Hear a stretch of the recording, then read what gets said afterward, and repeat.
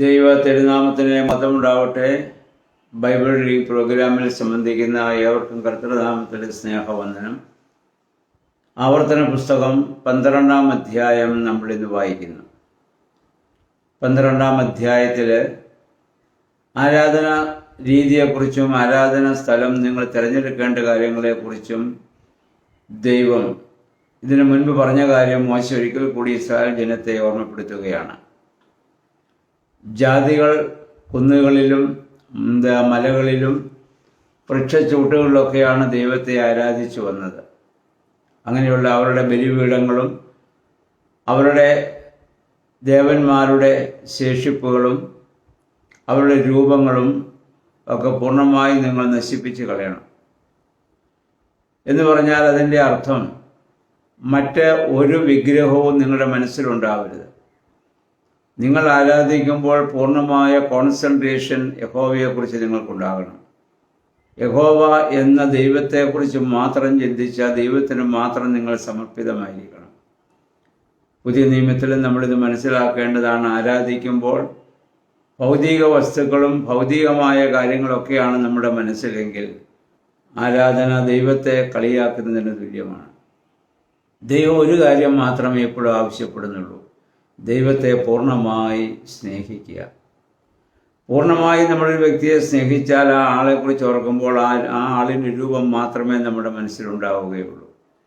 ആയതുപോലെ ദൈവത്തെ ആരാധിക്കുമ്പോൾ ദൈവികമായ കൽപ്പനകളെയും ദൈവികമായ ആ ഒരു ചിന്തകളോടുകൂടി മാത്രം ദൈവത്തെ ആരാധിക്കുവാൻ നമുക്ക് സാധിക്കണം. ഈ അധ്യായങ്ങളിലെല്ലാം ദൈവം ആവർത്തിച്ച് ഇസ്രായേൽ ജനത്തോട് ആവശ്യപ്പെടുന്ന ഒന്ന് മാത്രമേ ഉള്ളൂ: നിങ്ങൾ അന്യദൈവങ്ങളെ നിങ്ങൾ ആരാധിക്കരുത്, പ്രകൃതി ശക്തികളെ നിങ്ങൾ ആരാധിക്കരുത്.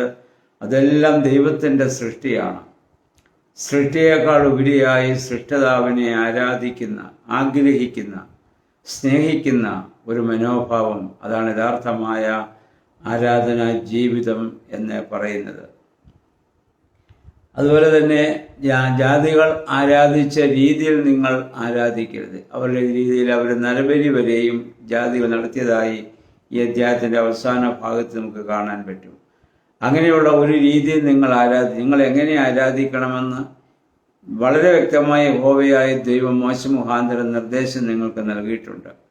എന്നാൽ ജാതികളുടെ സ്വാധീന മുഖാന്തരം, അവരുമായി ഇടകലർന്ന് ജീവിക്കുമ്പോൾ അവരുടെ സ്വാധീന മുഖാന്തരം നിങ്ങൾ ദൈവത്തെ മറന്നു പോകാൻ സാധ്യതയുണ്ട്. അതൊരിക്കലും ചെയ്യരുതെന്ന് ആവർത്തിച്ച് വീണ്ടും ജനത്തെ മോശെ മുഖാന്തരം യഹോവയായ ദൈവം ഇവിടെ ഓർമ്മിപ്പിക്കുകയാണ്. മറ്റൊരു കാര്യം കൂടി പറയുന്നത് 8 വാക്യം നമ്മൾ വായിക്കുമ്പോൾ, നിങ്ങളുടെ വിശ്രമ സ്ഥലത്ത് ഇതുവരെ നിങ്ങൾ എത്തിച്ചേരാത്തതിനാൽ നിങ്ങളുടെ ഇഷ്ടം പോലെ നിങ്ങൾ പ്രവർത്തിക്കരുത്. പുതിയ നിയമത്തിൽ നമ്മളിതുമായി ചിന്തിക്കുമ്പോൾ നമ്മുടെ വിശ്രമസ്ഥലം ഏതാണ്? പർദീസയാണ് നമ്മുടെ വിശ്രമസ്ഥലം. ദൈവസന്നിധിയിലാണ്.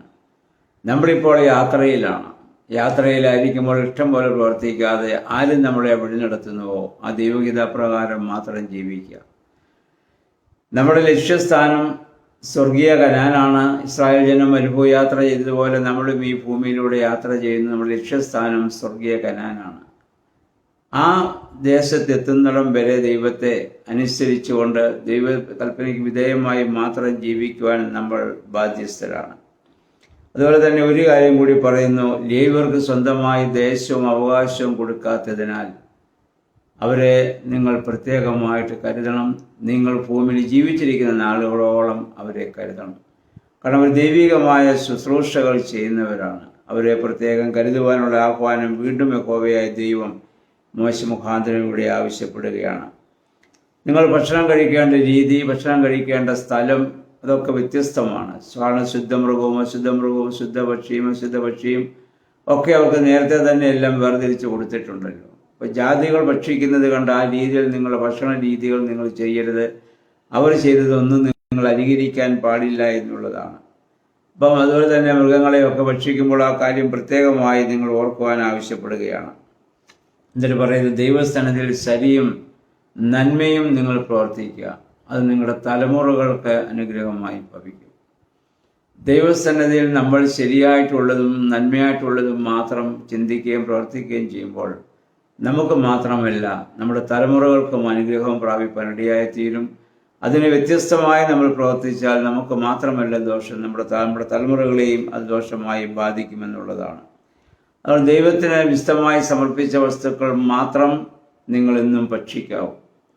എല്ലാം നമുക്ക് ഭക്ഷിക്കുവാനുള്ളതല്ല. ദൈവം ഓരോന്നിനും നമുക്ക് ഭക്ഷിക്കാനുള്ളത് വേർതിരിച്ച് നമുക്ക് തന്നിട്ടുണ്ട്. അതനുസരിച്ച് മാത്രം ഭക്ഷണ രീതി. കാരണം നിങ്ങളുടെ ശരീരവും വിശുദ്ധമാണ്.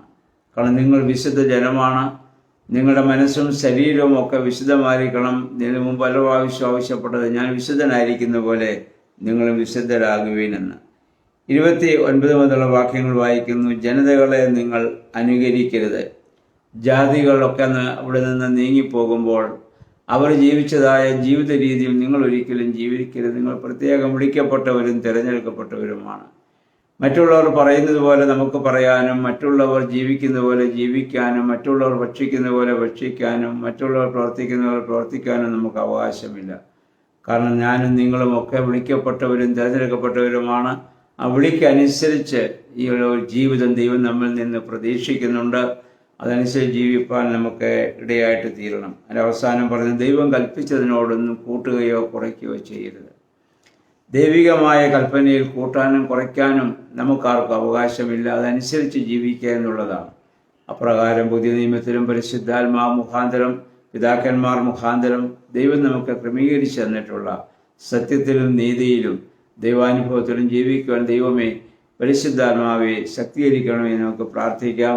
ഈ വേദവായനകളും പ്രാർത്ഥനകളും ഒക്കെ അതിന് നമ്മെ സഹായിക്കണം. എല്ലാവരെയും സർവശക്തനായ ദൈവം അനവരതമായി അനുഗ്രഹിക്കുമാറാകട്ടെ.